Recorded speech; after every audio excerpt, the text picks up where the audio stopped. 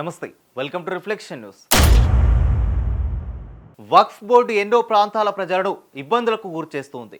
మధ్యప్రదేశ్లో హిందువులు మెజారిటీగా ఉన్న గ్రామం, ఆ గ్రామంలోని శివలింగం కూడా వక్ఫ్ బోర్డుకే చెందుతుందంటూ తాజాగా నోటీసులు పంపారు.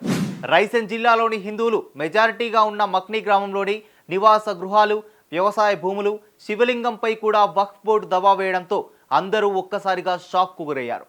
ఆ భూమి తమదేనని, వారిని ఖాళీ చేయాలని పేర్కొంటూ వక్ఫ్ బోర్డు గ్రామస్తులకు నోటీసులు జారీ చేసినట్లు సమాచారం. మక్నీ గ్రామంలోని భూమి తమకు చెందిందని వక్ఫ్ బోర్డు చెబుతోంది. అయితే ఎటువంటి రుజువులను కూడా అందించలేదు.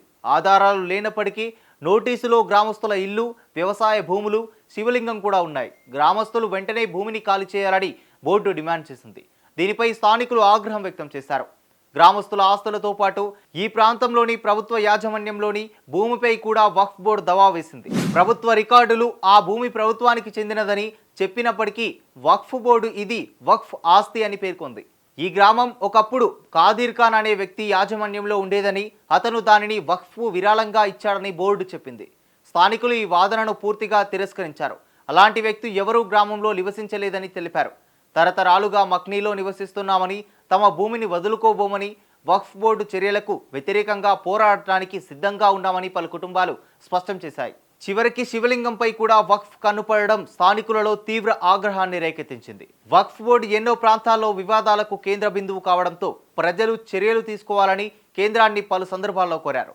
వక్ఫ్ బిల్లు పరిశీలనకు ఏర్పాటైన జాయింట్ పార్లమెంటరీ కమిటీ సూచించిన సవరణలకు కేంద్ర కేబినెట్ ఇప్పటికే ఆమోదం తెలిపింది.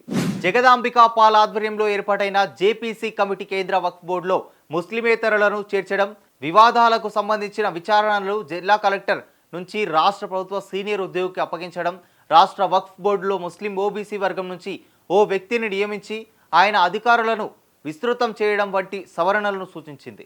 మార్చి 10 నుంచి ఏప్రిల్ 4 వరకు జరిగే రెండో దఫా బడ్జెట్ సమావేశాల్లో ఈ బిల్లును పార్లమెంట్లో ప్రవేశపెట్టి చర్చించే అవకాశాలున్నాయి. అయితే ఈ మేరకు జేపీసీ మొత్తం 14 సిఫార్సులు చేసినట్లు తెలిసింది.